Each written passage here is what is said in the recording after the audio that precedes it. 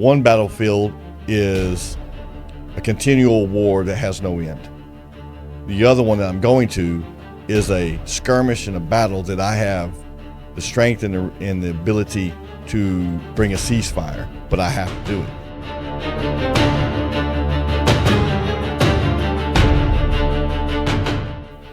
And this is where the fight comes from.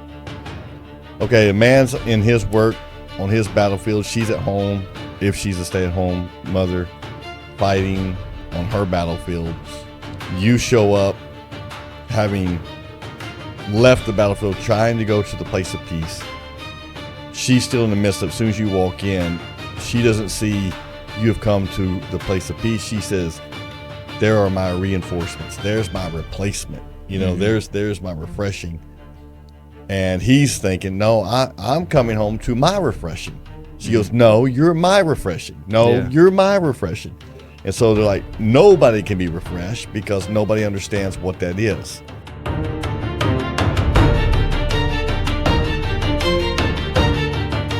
It's kind of like in the military, there's certain things that you kind of, even in life, there's certain things you need to do. If you have a mindset that I'm going to be in this location for 2 days, let's say it's difficult, it's hell on earth, and you say, I've got 2 days here, you can endure 2 days. If they add 1 day to it, it'll break you. Yeah. Why? Because you have not calibrated your internal clock to last the 36 hours. You got it, or the 3 days. You've got it set for 2 days, not 3 days. So what do you have to do? You have to reset your internal clock and say 3 days. Well, then 1, 2 days come, you can pass and you go on to the third. You have to know where the finish line is. If not, you will lower your guard before you cross it, and you're gonna get unalived real quick.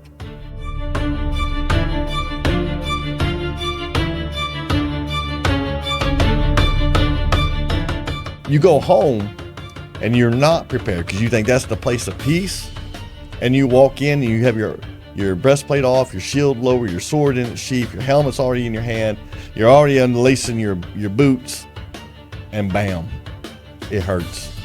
And then what happens? You have to start retaliating to save your life. And what do we normally do? Men, what do? We make mistakes. We walk in frustrated, unarmed. We get hit and we start yelling.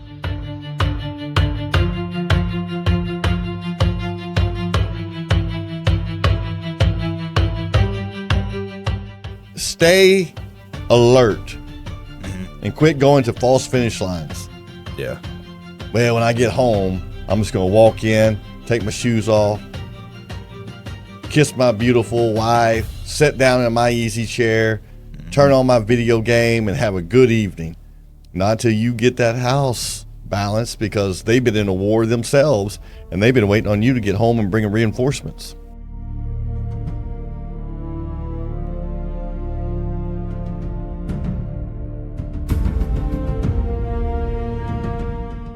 Okay, so say a man struggles to delay his finish line and to bring that fortification and peace to the home. What's some advice you'd give him? Number one advice is think about what you're doing. But most men are focused, they're alert, they're attentive to what they're doing.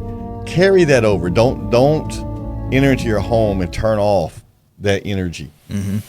When you enter into the house, you are an answer. Yeah. Don't become a problem. Yeah. Don't come in and start making demands. Yeah. Yeah. Don't come in and start barking. Don't come in and start demanding to be served. Yeah. Get everything fixed.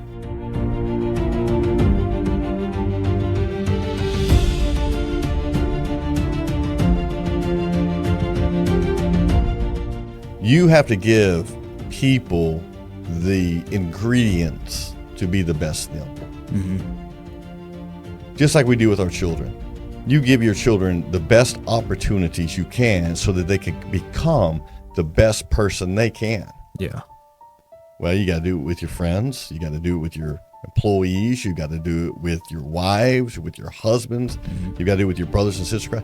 Give them what is necessary to succeed.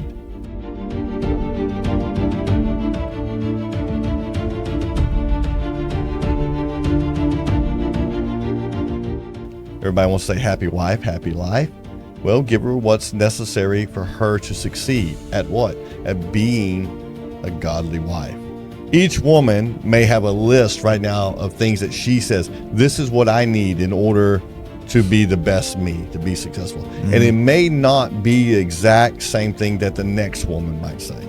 So what is God saying that a man needs to give to a woman in order for her to be the best her?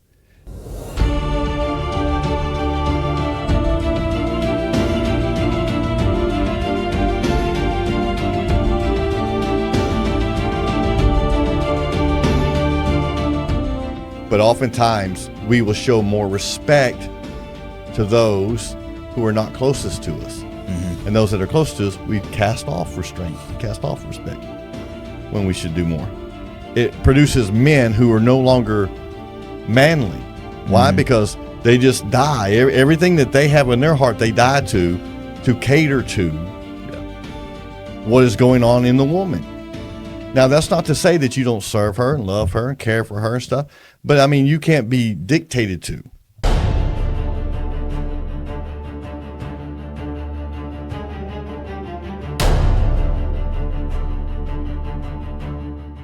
Did Christ die for the church so the church could have what the church wanted? If you're not in your house talking, teaching, preaching, and living the word of God, you're not doing what God calls you to do.